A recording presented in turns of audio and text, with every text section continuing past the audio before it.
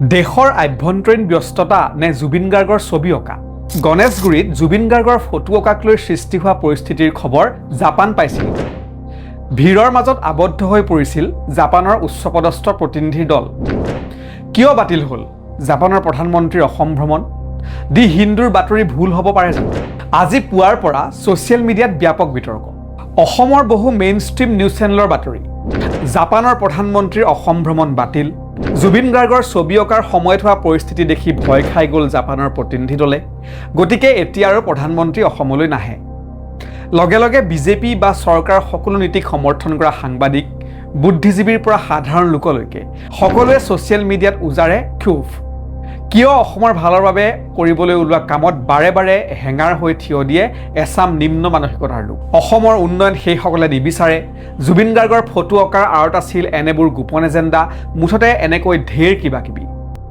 কিন্তু ANI দি হিন্দুৰ দৰে অধিকাংশ নিউজ এজেন্সি বা সংবাদ প্ৰতিষ্ঠানে জাপানৰ প্ৰধানমন্ত্ৰীৰ অসম ভ্ৰমণ বাতিলৰ কাৰণ ব্যাখ্যা কৰিছে কিন্তু অন্য ধৰণেহে অসমৰ অধিকাংশ সংবাদ মাধ্যমে আগবঢ়োৱা ব্যাখ্যাতকৈ এয়া সম্পূৰ্ণ বিপৰীত দি হিন্দুৱে এক্স হেণ্ডেল যোগে এই ভ্ৰমণ বাতিলৰ আঁৰত থকা কাৰণ এনেদৰে ব্যাখ্যা কৰিছে the Hindu has learnt that given Japanese PM Tarakashi's domestic commitments including an ongoing session of the Diet Japanese Parliament the window between her proposed arrival in India and her departure is quite tight in view of these and the additional logistical issues connected to a visit outside the capital.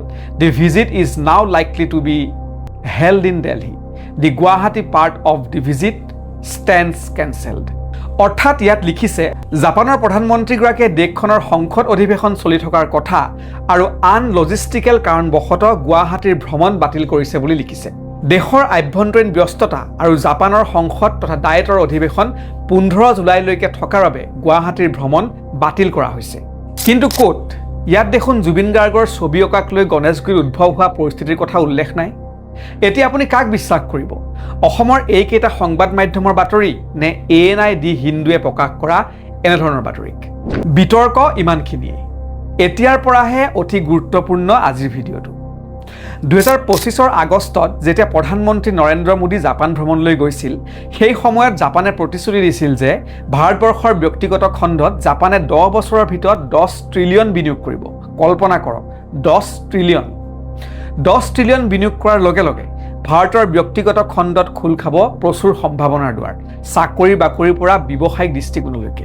1 জুলাইত ভাৰত ভ্ৰমণলৈ আহিব জাপানৰ প্ৰধানমন্ত্ৰী Sanae তাকাইছি Japan টাইমছৰ খবৰ অনুসৰি 1 জুলাইৰ পৰা 3 জুলাই 2026লৈকে নতুন দিল্লীত ভাৰত জাপান সামিটত অংশ লোৱাৰ পূৰ্ণ সম্ভাৱনা আছে প্ৰধানমন্ত্ৰীগৰাকীয়ে লগত লৈ আহিব 50 জনৰো অধিক দেশখনৰ বৃহৎ ঔদ্যোগিক প্ৰতিষ্ঠানৰ মুৰব্বীক তাৰ ভিতৰত অন্যতম হ'ল সুজুকি মটৰ্ছৰ অধ্যক্ষ টুচিহিৰো সুজুকি জাপানৰ প্ৰধানমন্ত্ৰীক আদৰিবলৈ অসম চৰকাৰে সকলো ধৰণৰ প্ৰস্তুতি চলাইছিল নতুন ৰূপত গুৱাহাটীখনক সজাই পৰাই তোলা হৈছিল লগতে আলোচনা চলিছিল এই ভ্ৰমণে অসম আৰু উত্তৰ পূৰ্বাঞ্চলক কিদৰে সহায় কৰিব কেৱল কূটনৈতিক দৃষ্টিকোণৰ ফালৰ পৰাই নহয় ব্যৱসায়িক দৃষ্টিকোণেও এই ভ্ৰমণ আছিল অতি তাৎপৰ্যপূৰ্ণ সুজুকি টয়োটা ইটোছুৰ দৰে ডাঙৰ কোম্পানীৰ শীৰ্ষ বিষয়াসকল প্ৰধানমন্ত্ৰীগৰাকীৰ সৈতে অসম ভ্ৰমণলৈ অহাৰ অন্তৰত আছিল বিনিয়োগৰ প্ৰচুৰ সম্ভাৱনা আলোচনা কৰা হৈছিল ম্যানমাৰ বাংলাদেশ আদি দেশৰ সৈতে বাণিজ্য সম্পৰ্ক গঢ়ি তোলাৰ বাবে গুৱাহাটীক এক হাবলৈ ৰূপান্তৰিত কৰিব পৰা যাব খবৰ অনুসৰি ভাৰত জাপান শীৰ্ষ সন্মিলনত দুয়োখন দেশৰ মাজত ঔদ্যোগিক সহযোগিতা বৃদ্ধিৰ সম্ভাৱনা বিনিয়োগ আৰু অৰ্থনৈতিক অংশীদাৰিত্বৰ বিষয়ে আলোচনা কৰাৰ সম্ভাৱনা আছে কিন্তু এতিয়া গুৱাহাটীলৈ জাপানৰ প্ৰধানমন্ত্ৰীগৰাকী নহাটো আমাৰ বাবে নিশ্চয়কৈ এক প্ৰচুৰ ক্ষতি বৈঠকে অসম তথা উত্তৰ পূৰ্বাঞ্চলক লাভান্বিত কৰাৰ সম্ভাৱনা আছিল অসম তথা উত্তৰ পূৰ্বাঞ্চলত জাপানৰ এই আগশাৰীৰ কোম্পানীসমূহে বিভিন্ন উদ্যোগ স্থাপনৰ জৰিয়তে দুয়োখন দেশৰ ব্যৱসায়িক সম্পৰ্ক সুদৃঢ় কৰাৰ লগতে অসমৰ যুৱক যুৱতীৰ বাবে নিয়োগ তথা অন্যান্য সা সুবিধাৰ বাট মুকলি কৰি দিয়াৰ সম্ভাৱনা আছিল কিন্তু মূৰকত গৈ প্ৰধানমন্ত্ৰী তাকাইছিৰ অসম ভ্ৰমণ বাতিল হ'ল কিন্তু এটা কথা আপুনি জানি থওক জাপানৰ প্ৰধানমন্ত্ৰীগৰাকীৰ অসম ভ্ৰমণে বাতিল হৈছে ভাৰতবৰ্ষলৈ তেওঁ আহিব আৰু দিল্লীত আমাৰ দেশৰ প্ৰধানমন্ত্ৰী নৰেন্দ্ৰ মোদীৰ আতিথ্যত প্ৰধানমন্ত্ৰী তাকাইছিয়ে ভাগ ল'ব ভাৰত জাপান শীৰ্ষ সন্মিলনত প্ৰধানমন্ত্ৰী হিচাপে এইবাৰে প্ৰথম ভাৰত ভ্ৰমণ আছিল তাকাইছিৰ দুটা দশকত ভাৰত আৰু জাপানৰ মাজৰ সম্পৰ্ক যথেষ্ট ভালো হৈছে দুয়োখন দেশে যৌথ সামৰিক কাৰ্যকলাপ প্ৰযুক্তিগত সহযোগিতা আৰু বিভিন্ন বিনিময়ৰ ক্ষেত্ৰতো একেলগে কাম কৰি আহিছে। সংবাদ মাধ্যমৰ বাতৰি অনুসৰি প্ৰতিৰক্ষাৰ দিশত দুয়োখন দেশে বহুখিনি দিশত সহযোগিতাৰ স্বাক্ষৰ কৰাৰ এইবাৰ সম্ভাৱনা আছে। জাপানে ভাৰতক উন্নত মোগামিক ক্লাছ যুদ্ধজাহাজৰ প্ৰস্তাৱ আগবঢ়াব পাৰে। মেক ইন ইণ্ডিয়াৰ অধীনত প্ৰযুক্তি হস্তান্তৰৰ জৰিয়তে এই যুদ্ধজাহাজ ভাৰততে নিৰ্মাণ কৰাৰ বিষয়ে আলোচনা হোৱাৰ সম্ভাৱনা ইতিমধ্যে দাবী কৰিছে সংবাদ মাধ্যমে। জাপানৰ সংবাদপত্ৰ দি জাপান টাইমছৰ মতে প্ৰধানমন্ত্ৰী ছানায়ে তাকাছিৰ জুলাই মাহৰ ভ্ৰমণসূচী এনেধৰণৰ আছিল। 1 জুলাইৰ পৰা 3 জুলাইলৈকে তেওঁ ভাৰত জাপানৰ দ্বিপাক্ষিক বৈঠকত উপস্থিত থাকিব। সেই বৈঠক পূৰ্বতে নিৰ্ধাৰণ কৰা হৈছিল গুৱাহাটীত উত্তৰ-পূবৰ আন্তঃগাঁথনি, ছেমিকণ্ডাক্টৰ ছাপ্লাই আৰু উদ্যোগ খণ্ডত বিনিয়োগক লৈ আলোচনা আৰু চুক্তি হোৱাৰ কথা আছিল। 7 জুলাইৰ পৰা 8 জুলাইলৈকে জাপানৰ প্ৰধানমন্ত্ৰীগৰাকীৰ ভ্ৰমণসূচী আছে তুৰ্কীত, আৰু তাত অনুষ্ঠিত হ'বলগীয়া নাটোৰ সন্মিলনত জাপানৰ প্ৰধানমন্ত্ৰীগৰাকীয়ে অংশ ল'ব।